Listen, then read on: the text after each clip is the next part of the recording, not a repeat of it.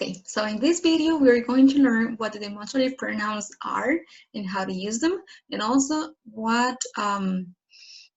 how do we use there is and there are.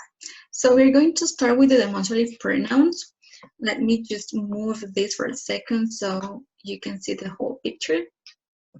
Okay, these are the demonstrative pronouns. There are 4 demonstrative pronouns, and they are used to show or demonstrate what we are talking about. Okay, so in this case, we have 2 demonstrative pronouns for singular sentences and 2 demonstrative pronouns for plural sentences. Okay, the 2 demonstrative pronouns that we use for singular are this and that. And the ones that we use for plural sentences are these and those. Okay, what's the difference between these 2 demonstrative pronouns?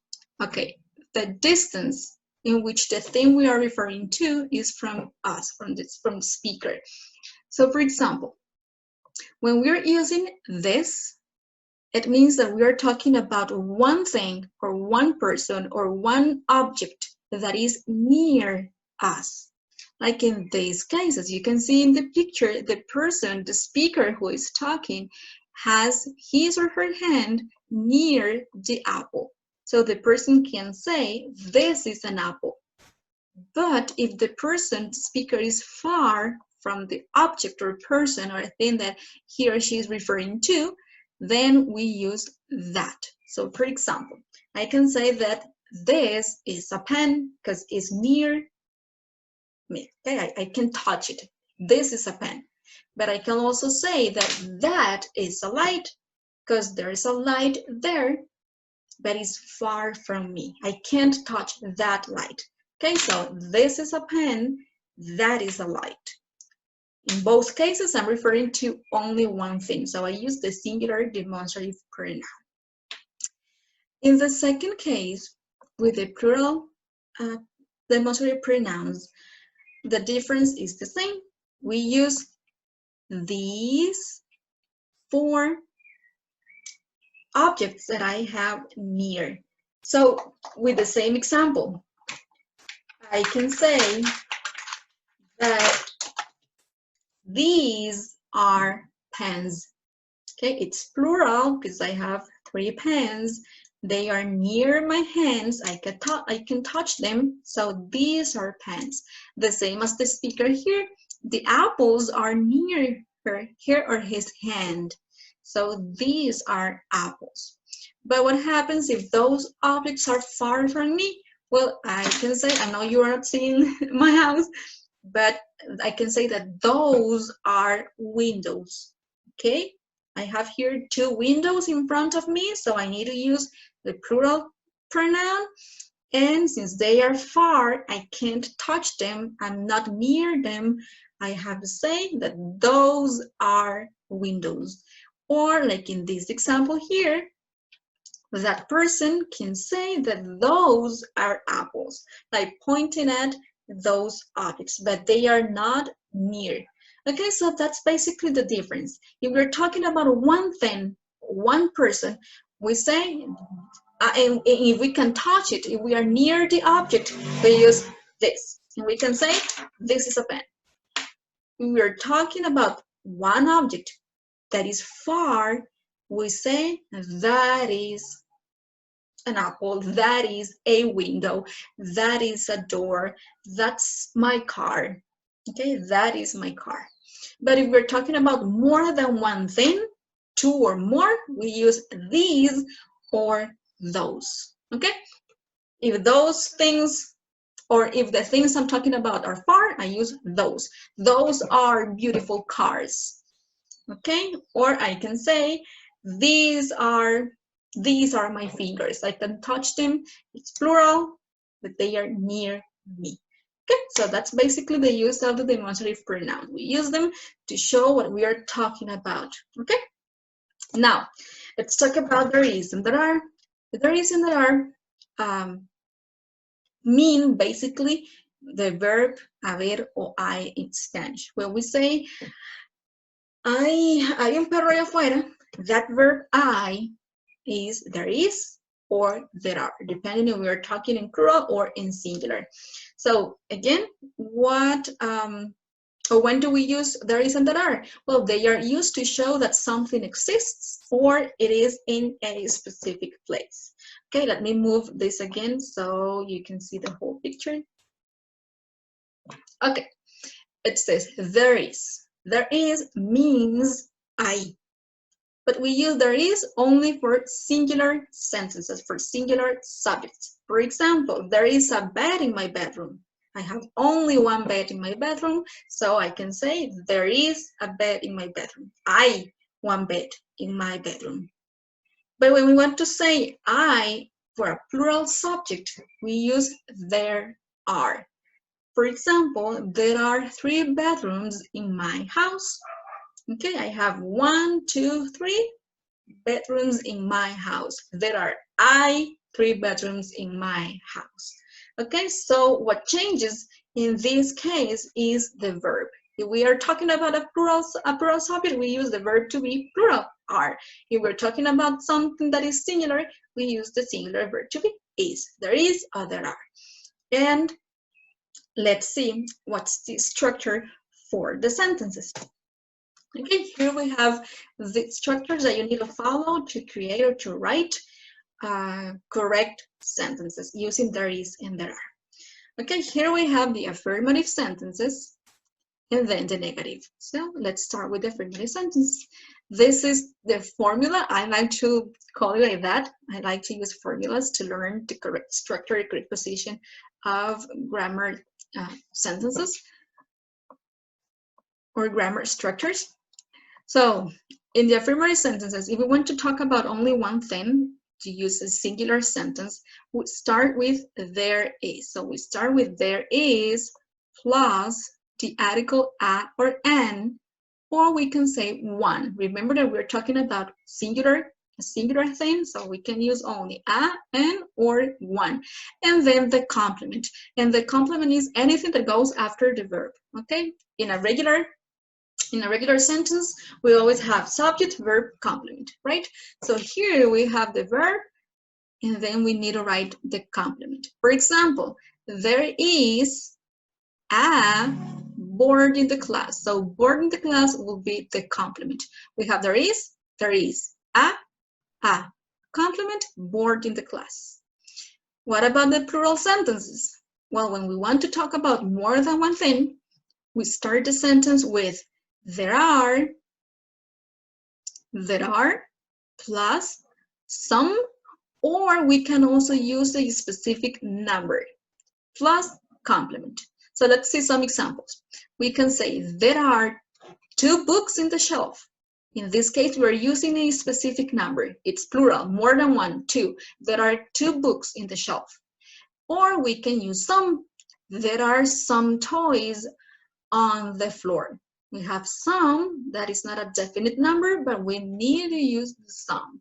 Okay, there are some toys on the floor. So again, we can compare and we can see that we have all the parts. Let's say there are some, or in this case, number, and complement, books in the shelf, toys on the floor.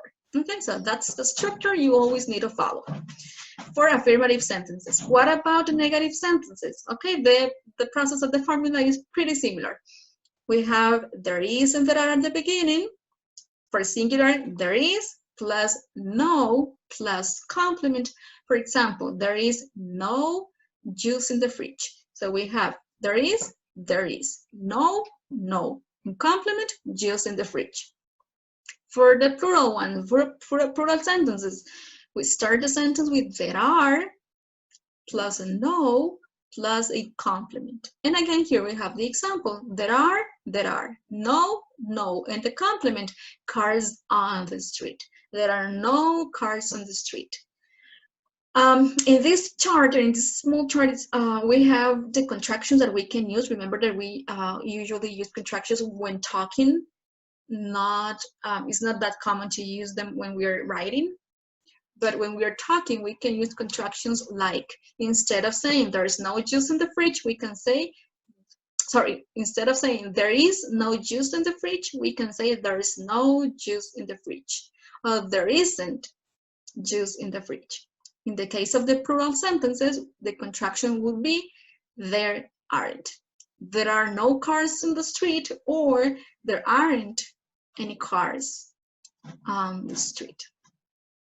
Okay, so these are some examples of the use of there is and there are. Remember, both of them mean I, but we use there is for singular and there are for plural. That's the only difference between them. And here we have the structure. What happens when we have questions, or when we want to ask a question about what there is and there are in a specific place? Okay, for questions, or to form a question with there is and there are, the only thing that you need to do is move the verb be to the beginning of the question and add the question mark at the end. So in singular, if the sentence, let's say that the sentence is, there is a sweater in the basket. That is an affirmative sentence. But we want to ask, ¿hay un abrigo en la canasta? If that is your intention, what you have to do is to move the verb to be to the beginning of the question and add the question mark. So instead of saying, there is a sweater in the basket, we say, is there a sweater in the basket? We move the verb to be to the beginning and add a question mark. We have two possible answers. Yes, there is, or no, there isn't, because these are yes-no questions. What about plural questions? The same. We have a sentence and we want to ask an affirmative, plural question. We move the verb to be to the beginning. So in this case, we add, or we place the verb are at the beginning. Are there any complement? Well, in this case, complement, right? And when asking questions in plural, you need to write any. Okay, that is really important. You can't forget the any. For example, are there any students in the office?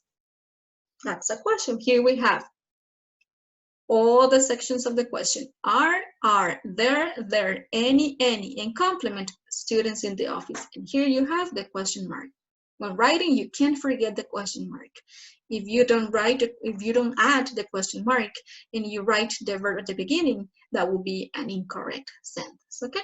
And again, we have only two possible answers. Yes, there are. No, there aren't. Again, yes, no question, so you can only answer with yes or no.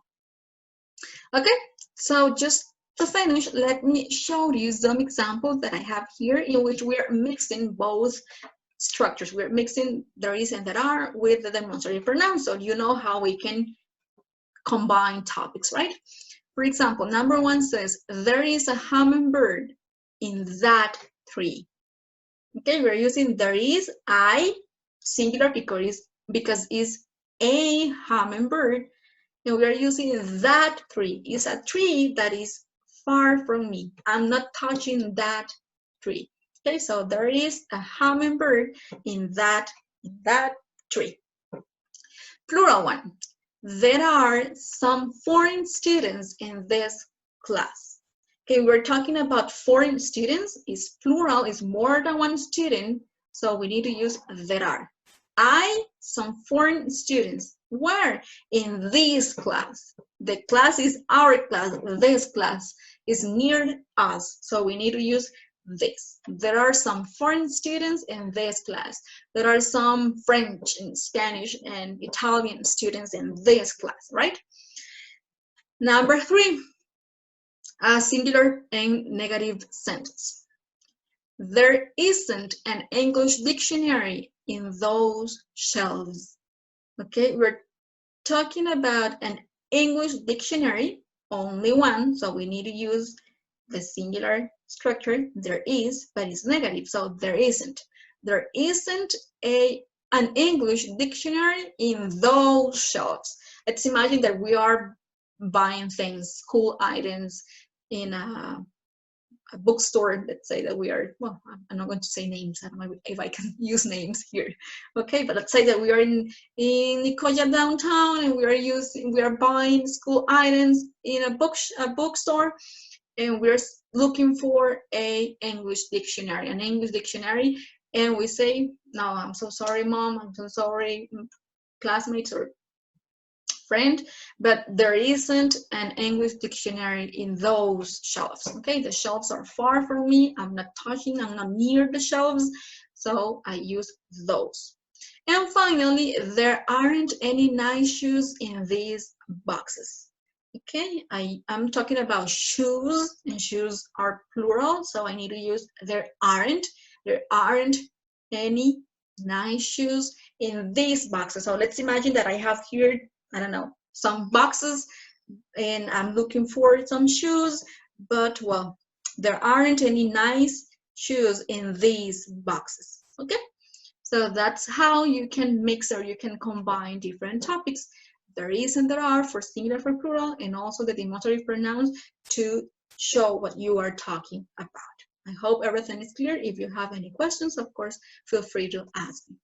Okay, bye now.